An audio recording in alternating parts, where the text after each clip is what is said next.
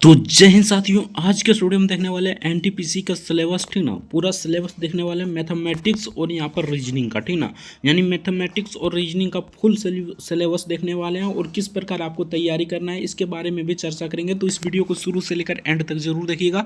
हमारे चैनल पर नया है तो चैनल को सब्सक्राइब कर लीजिएगा। वीडियो को लाइक नहीं किया तो वीडियो को लाइक जरूर से कर दीजिएगा। तो चलिए फटाफट से वीडियो को शुरू करते हैं। एनटीपीसी का जितना भी सिलेबस होगा, ठीक ना, यानी कि जितना भी क्वेश्चन पूछा जाएगा मैथ और रीजनिंग से, मैथ प्लस रीजनिंग, ठीक ना, उसका पूरा पूरा मतलब कि टॉपिक बता देंगे। जिस जिस टॉपिक से क्वेश्चन पूछा जाएगा उस टॉपिक को बता देंगे। अगर इस टॉपिक को पढ़कर जाते हैं तो एक भी प्रश्न आपका एग्जाम में छूटने वाला नहीं है, ठीक ना। और यही दो सब्जेक्ट है जिसमें आप फुल में फुल मार्क्स ला सकते हैं, ठीक ना। यानी कि 35 को पूछेगा तो 35 मार्क्स ला सकते हैं, ठीक ना। इसमें भी 35 पूछेगा तो 35 मार्क्स ला सकते हैं, ठीक ना। बाकी जीके और जीएस में कितना भी पढ़ लीजिए, ठीक ना, समुंदर है, आप नहीं ला पाइएगा। बाकी उस पर भी एक अलग से वीडियो बना देंगे ताकि आप मैक्सिमम से मैक्सिमम कैसे स्कोर कर सकते हैं, ठीक ना। तो चलिए फटाफट से वीडियो को शुरू करते हैं। आपसे यही रिक्वेस्ट होगा कि वीडियो को शुरू से लेकर एंड तक जरूर देखिएगा। चैनल पर नए तो चैनल को सब्सक्राइब कर लीजिएगा। वीडियो को लाइक नहीं किया तो वीडियो को लाइक जरूर से कर दीजिएगा।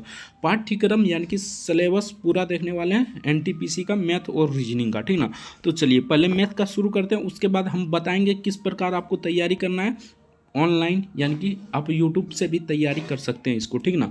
किस प्रकार आपको करना है सभी चीज़ों के बारे में हम डिस्कस करेंगे वीडियो को लास्ट में। तो वीडियो को शुरू से लेकर एंड तक जरूर देखिएगा, ठीक ना। पहले सिलेबस देख लेते हैं मैथमेटिक्स में, उसके बाद जनरल अवेयरनेस यानी कि जनरल इंटेलिजेंट एवं रीजनिंग, ठीक ना, यानी रीजनिंग जिसे कहते हैं, ठीक ना, उसका भी देखेंगे, ठीक ना। तो पहले देखिए आपको नंबर सिस्टम पढ़ना है, ठीक ना, सिंप्लीफिकेशन पढ़ना है, ठीक ना। उसके बाद यहाँ पर देख लीजिए LCM, HCF, ratio, proportion, percentage, ये सभी क्वेश्चन आपको मतलब कि एग्जाम में देखने को मिलेगा, तो देखने को मिलेगा। जैसे कि हो गया टॉप, हम बता देते हैं। अगर सब कुछ नहीं पढ़ पाइएगा तो टॉप जिससे बताते हैं, ठीक ना, उसको पढ़ लीजिएगा। तो अगर आपका 35 क्वेश्चन पूछ रहा है, ठीक ना, बाकी इस इतना सिलेबस पढ़ लीजिएगा ना, तो आपका 30 में क्वेश्चन पूछेगा ना, 30 क्वेश्चन, तो आपका मतलब कि पहले सिलेबस समझ लिए, ठीक ना। यानी कि पीटी में आपका यानी कि सीबीटी 1 में कितना कितना नंबर का रहा था, ठीक ना। तो पीटी में हम बता देते हैं, छोटा सा रिव्यू दे देते हैं, उसके बाद हम चलेंगे सिलेबस की ओर, ठीक ना। यानी कि मेंस प्लस पीटी, ठीक ना, यानी सीबीटी 1 जिसे सीबीटी 2 कहते हैं, ठीक ना, हम मेंस कहते हैं सीबीटी 2 को, ठीक ना। तो आपको ध्यान रखना है, ठीक ना, यानी पीटी प्लस मेंस, ठीक ना। यानी कि पीटी प्लस मेंस में दोनों में काम आने वाला है ये सिलेबस, ठीक ना। पहले जान लेते हैं इसमें कितना कितना नंबर होता है, ठीक ना। तो मैथमेटिक्स में देखते हैं। तो पहले मैथमेटिक्स में यानी सीबीटी 1 में आपका 30 प्रश्न पूछा जाता है मैथ का। उसके बाद रीजनिंग का 30 प्रश्न। उसके बाद आपका यहाँ पर जनरल यानी जीके और जीएस का जिसे कहते हैं, ठीक ना, उससे आपका यहाँ पर 40 प्रश्न पूछा जाता है। टोटल कितना पूछा जाता है? टोटल 100 प्रश्न रहता है, ठीक ना।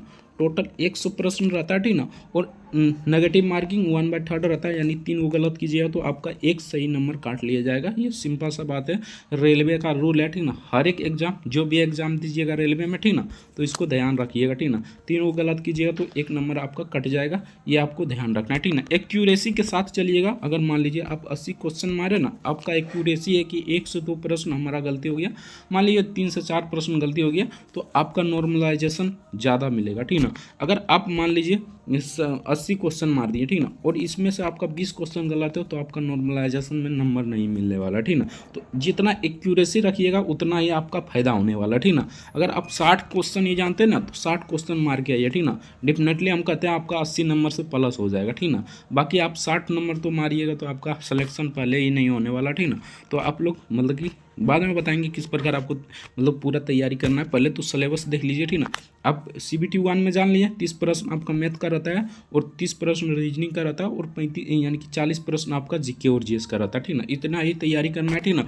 उसके बाद देखिए आपका सीबीटी 2, ठीक ना। सीबीटी 2 थोड़ा हार्ड होता है, ठीक ना। देखिए जो भी यहाँ पर मतलब कि फाइनल में पहुंचेगा, ठीक ना, वो तो खेला रहेगा, ठीक ना, खेला रहेगा, ठीक ना। यानी कि वो तो एकदम पूरा फाड़ू रहेगा, ठीक ना। तो आपको भी उसी तरह मतलब कि तैयारी कर रखना है, ठीक ना।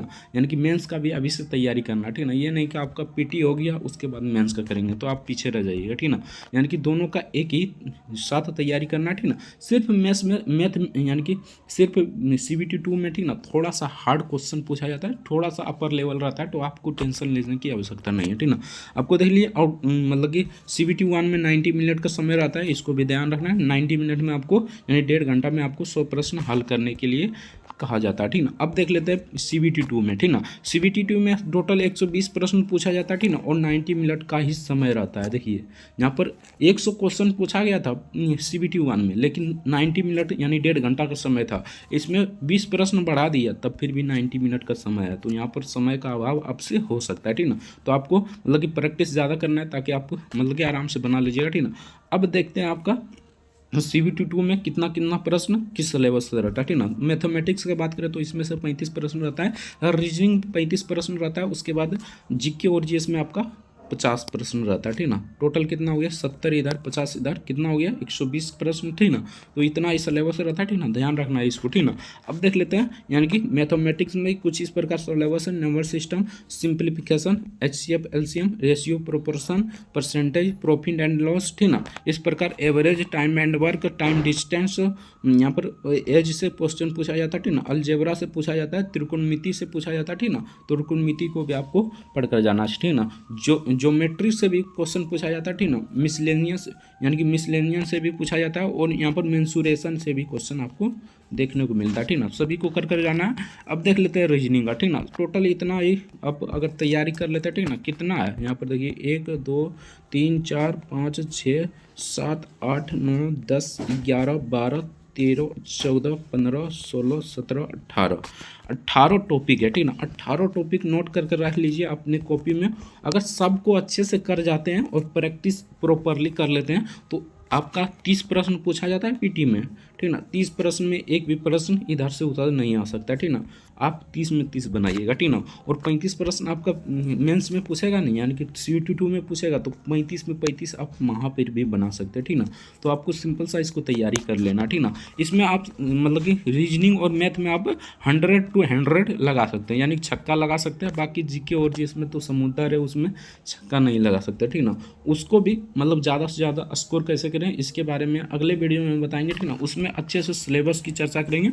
उसमें होता है मतलब GK और GS पूरा हो जाता है, ठीक ना। जैसे कि फिजिक्स हो गया, केमिस्ट्री हो गया, मैथ हो गया, ये साइंस में आ जाता है, इन्वायरमेंट हो गया, ये सब साइंस में आ जाता है, ठीक ना। उसके बाद उधर हो जाएगा हिस्ट्री, पॉलिटी, ज्योग्राफी, ठीक ना, करंट अफेयर, ये सब हो जाता है, ठीक ना। तो उसमें थोड़ा सा मतलब कि थोड़ा सा डाटा लाने में थोड़ा मतलब दिक्कत होगा, ठीक ना। यानी कि टॉपिक बताने में थोड़ा दिक्कत होगा, बाकी ओवरव्यू तो बता दिए, ठीक ना। इसी तरह आपका मतलब कि PT में यानी कि CBT1 में 40 प्रश्न पूछा जाएगा, और CBT2 में 50 प्रश्न पूछा जाएगा। बाकी पूरा एकदम डिटेल में चाहते हैं तो अगला वीडियो उसी पर आएगा, ठीक ना। तो चैनल को सब्सक्राइब नहीं किया तो चैनल को सब्सक्राइब जरूर से कर लीजिएगा, ठीक ना। अब देख लेते हैं यहाँ पर आपका मतलब रीजनिंग में, ठीक ना। तो रीजनिंग में तो नॉर्मल होता है, रीजनिंग में तो सब लोग 30 में 30 मारेगा, ठीक ना। अगर थोड़ा सा भी प्रैक्टिस आप कर लिए अच्छे से, ठीक ना, तो रीजनिंग में आप 30 में 30 कोई नहीं रोक सकता, ठीक ना। और मेंस में तो 35 में 35 आपका कोई नहीं रोक सकता, ठीक ना। सिंपल सा ये ब्लड रिलेशन हो गया, ठीक ना। कौन कौन हार्ट ये इसमें चैप्टर है, ठीक ना। तो पजल हो गया, जैसे कि आपका बैठक व्यवस्था, ये सब थोड़ा सा मतलब लेंदी होता है क्वेश्चन, ठीक ना। बाकी कोडिंग डिकोडिंग से क्वेश्चन तो ज़्यादा मिलता है, ठीक ना। तो कोडिंग डिकोडिंग को आपको प्रैक्टिस ज़्यादा करना, ठीक ना। नंबर सीरीज वाला भी अच्छे से खासे प्रश्न देखने को मिलता है, तो नंबर सीरीज को अभी आपको अच्छे से देख कर जाना, ठीक ना। अब देख लेते हैं कोडिंग डिकोडिंग, ये तो बता दिए, ठीक ना। यानी ब्लड रिलेशन ये भी देख लीजिएगा, ठीक ना। अब यहाँ पर देख लेते हैं मतलब इतना ही सब्जेक्ट है, ठीक ना। इसमें कितना सब्जेक्ट है गिन लेते हैं, ठीक ना। 1 हो गया, 2 हो गया, 3 हो गया, 4 हो गया, 5 हो गया, 6 हो गया, 7 8 9 10 11 12 13 14 15 टॉपिक इसमें है, ठीक ना। अगर 15 टॉपिक आप अच्छे से कर लेते हैं, ठीक ना, तो आपका यहाँ पर तो 110% हम गारंटी देते हैं, ठीक ना। अगर इसमें अच्छे से पूरा कर लिए, यानी पूरा सब्जेक्ट आपको अच्छे से टॉपिक पढ़ लिए और प्रैक्टिस एकदम प्रॉपरली कर लिए, ठीक ना, तो 35 में 35 आपका मेंस में कोई नहीं रोकेगा। और PT में जिसे CBT1 कहते हैं, ठीक ना, उसमें आपको 30 में 30 कोई नहीं रोकेगा, ठीक ना। और टाइम में मैनेज करने के लिए आपको प्रैक्टिस ज़्यादा करना होगा, ठीक ना। तो प्रैक्टिस पूरा कीजिए, ठीक ना। कोडिंग डिकोडिंग वाला क्वेश्चन सबसे ज़्यादातर पूछा जाता है, ठीक ना। तो कोडिंग डिकोडिंग पर ध्यान ज़्यादा देना। और पजल पर आपको टाइम टेकिंग है क्वेश्चन, ठीक ना, यानी टाइम टेकिंग वाला क्वेश्चन पूछा जाता है, जैसे कि 7 लोग बैठा देगा और कुछ इस प्रकार मेज दे देगा, ठीक ना। आपको उसमें थोड़ा सा दिक्कत होगा, ठीक ना। तो उसको ज़्यादा से ज़्यादा प्रैक्टिस कीजिएगा तो आराम से आप बना लीजिएगा, ठीक ना। बाकी यही था आपका इन्फॉर्मेशन, ठीक ना। इतना इतना ही जानकारी था, किस प्रकार तैयारी करना है सब कुछ बता दिया, ठीक ना। अगर इसको यूट्यूब पर अगर सर्च कीजिएगा मैथमेटिक्स, ठीक ना, तो बहुत सारा टीचर आ जाएगा, जैसे कि आदित्य रंजन हो गया, ठीक ना, बहुत सारा टीचर है, आप वहाँ से पढ़ लीजिएगा, ठीक ना। और यहाँ पर रीजनिंग में आप सर्च कर लीजिएगा, बहुत सारा टीचर होता है, ठीक ना। एक टीचर को सेलेक्ट कीजिएगा, ये नहीं कि सब टीचर से पढ़ने लगे, ठीक ना। एक टीचर को सेलेक्ट कीजिएगा और आराम से पढ़ लीजिएगा, ठीक ना। मैथ और रीजनिंग में आपको दिक्कत नहीं होने वाला, ठीक ना। अगर आप अच्छे से पढ़ लेते हैं ना तो आपका 60 क्वेश्चन, यानी कि मैथ और रीजनिंग से पीटी में आपका 60 प्रश्न पूछा जाता है, तो 55 तो आराम से बना लीजिएगा, ठीक ना। 55 इधर बना लेते हैं, ठीक ना, और उधर जीके और जीएस में अगर 30 बना लेते हैं तो आपका कितना हो जाएगा, तो 55 30 कितना हो जाएगा, तो आपका यहाँ पर 55 और 30 यहाँ पर 85 हो जाता है। और 85 अगर एक्यूरेसी के साथ आप मार दिए ना तो आराम से बाजी मार देंगे, ठीक ना।